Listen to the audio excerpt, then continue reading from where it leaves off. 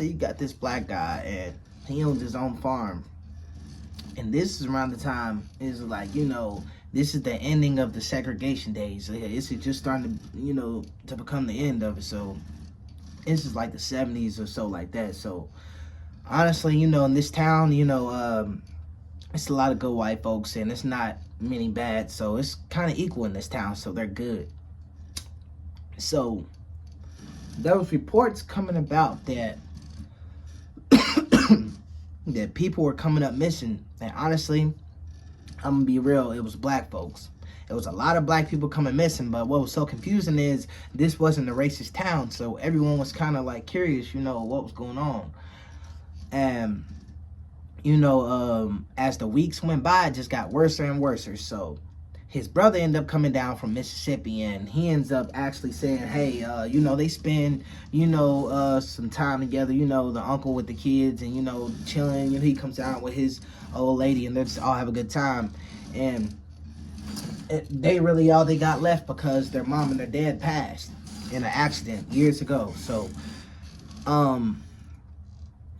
his brother, before he head out, he ended up, telling him, hey, man, I left you a present in there, man, because I'm probably ain't gonna see you for a while, but hey, I've been hearing about what's going on, so, be careful, man. So they hug each other.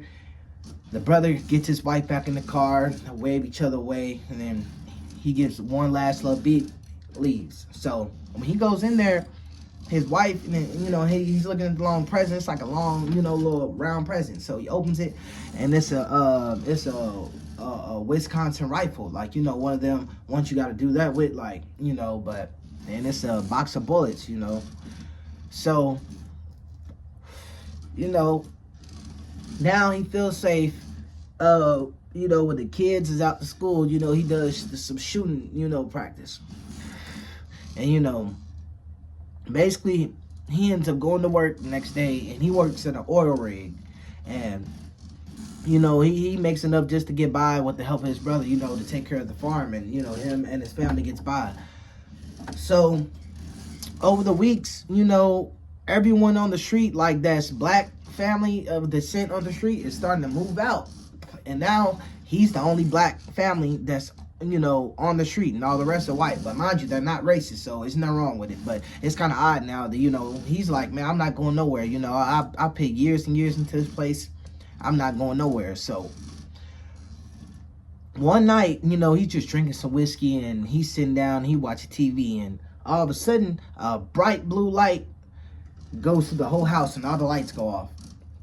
And everything starts shaking, and he tells everyone in the house, everyone calm down. So he goes looking at through the curtain, and across is some cornfields.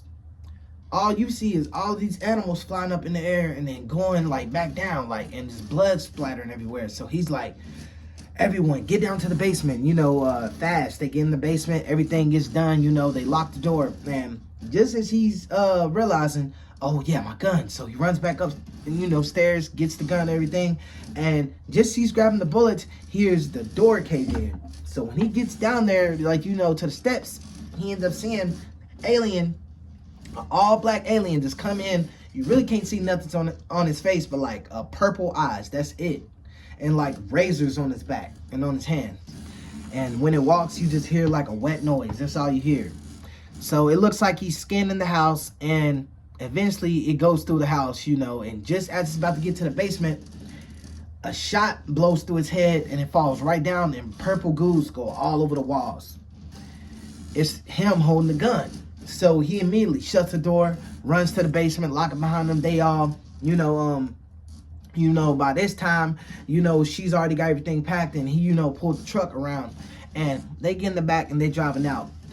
Now, just before he leaves, he ends up using the phone and tries to call his brother, and his brother says, I'm at the shack, I'll try to call you, and just come here, come get me. So he's heading to the shack to get his brother. So as he's riding, he sees everyone running, whites and blacks, but for some reason, they're just purple scan on all the black folks, and they just get in a trance, fall right to the ground, and then they just get back up and just starts like walking in one direction like an army. So they're just hypnotizing black people. I don't know why it's weird, but this is what I've been told, So he basically says he makes it to the shack, and basically, all of a sudden his brother comes out, they hop in the car, and they taking the fastest exit out of town. So just as he's about to hit the interstate, everything goes black, and he's in this all black, like just floating in all black. And as he's it's almost like he's underwater, but he can still talk and breathe. And all of these just hands and arms are just pulling at him, and he's just screaming, but nothing's coming out, and his he's just nowhere to be found. And just as they're about to pull him under, he wakes up. All of them's in the car, they passed out, and now it's daytime.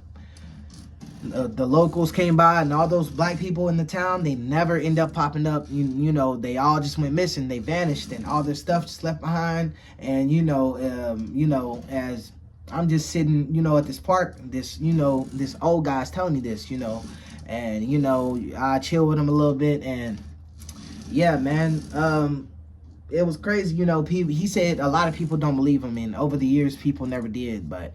Yeah, he said that really happened, and his wife ended up passing, but she said she went to a lot of his plays where he told his story, and yeah, but yeah, if y'all like this, like, comment, subscribe, man. Peace.